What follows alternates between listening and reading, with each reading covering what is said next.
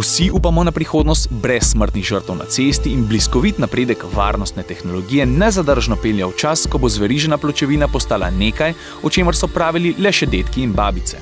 Vse to je res. Kar 90% vseh prometnih nesreč je tesno povezanih z napačnim reagiranjem.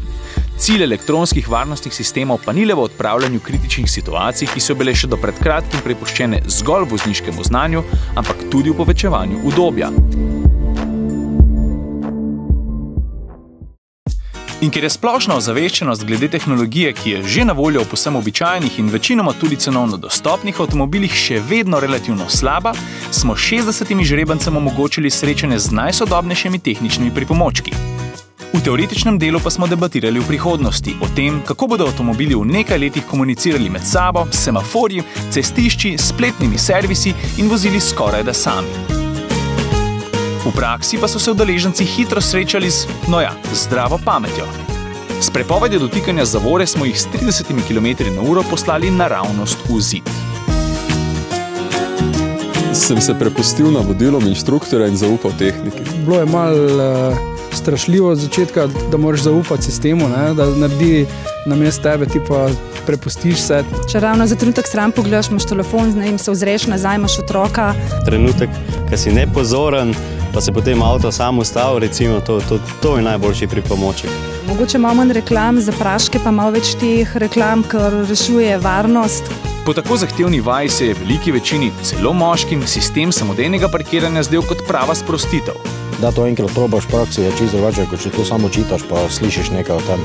Sploh take stvari so, po mojem, bolj penzionisti veseli, ker mu to vilijo okoli, pa probavajo, pa ne gre, pa 5krat ven, pa not. Samo moraš paziti, ker če ne uporabljaš zavore zraven ali pa sklopke zraven, se bo avto zaletel, avto se sam ustavil. Na letališki stezi so se vzporedno preizkušali kar 3 različni sistemi in mnogi so hitro ugotovili, da bi jim kateri od njih v preteklosti že lahko rešil kožo, naprimer sistem nadzora mrtvega kota. Na avtocesti sem bil na prehitevalnem pasu in je odzad me en pregajnil. Pred mano je bila kolona, jaz sem pol iskal, da se mu bom omahnil in ko sem se mu začel umikati, me on pa po desni prehitil. Zato pravim, da bi mogel biti tole v vsakem avtu že serijsko. Udeleženci pa so lahko primerjali tudi 2 podobna sistema za opozarjanje voznika pred nenamerno menjavo voznega pasu. Bolj kot lane assist, ki samodejno tudi zavija, jim je ustrezalo tresenje volana. Mislim, da boljše eno, da ti zatrese, ker nekateri ljudje se mogoče tudi strašijo tistega, ko mu začne volan sukati sem pa tja. Zvezda dogodka pa je bil aktivni tempomat s samodejnim prilagajanjem hitrosti glede na spredaj vozeče vozilo. Ja, radarski tempomat se mi zdi super nadgradnja klasičnega tempomata. To smo že dolgo čakali priliko, da bi kaj lahko probal, kako to v praksi deluje. Zelo uporabno, ker se kot star voznik po 41 letih, odkar imam vozniški izpit, srečujem s tehnologijo, ki je skoraj science fiction. Izkušnja dobro, glede na to, da smo lahko probali, kaj ta nova elektronika v avtih nude. Samodejno ustavljanje in speljevanje je zagotovo velik korak naprej tudi glede udobja. A kot vsi drugi varnostni sistemi je tudi samodejni tempomat potrdil pomembno dejstvo. Za varno vožnjo je vedno odgovoren voznik. Vsi pripomočki, ki so jih preizkusili udeleženci naše delavnice, so le pomoč in ne nadomestilo za voznikovo zbrano in odgovorno vožnjo. Večina pa se je strinjala tudi z Majdo Zorec-Karlovšek iz Inštituta za sodno medicino. Ta je poudarila, da večina sistemov pogosto pravzaprav rešuje premalo spočite voznike. Veliko delamo, hitimo, noči so kratke, tako da se utrujenost kopiči. Če delamo nepretrgoma 24 ur, vozimo prav tako slabo, kot da bi imeli v krvi 1,0 do 1,5 promila alkohola.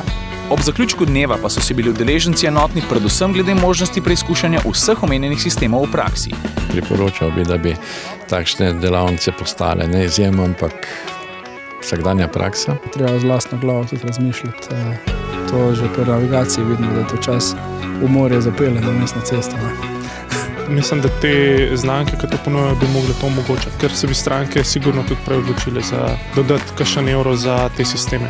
Sami prodajalci bodo sami sebi eno veliko uslugo naredili, če bodo te zadeve tudi v praksi samim strankam pokazali, ker dejansko potem vidiš, kaj to je in lahko tudi oceniš, ali je to za tebe primerno in uporabno.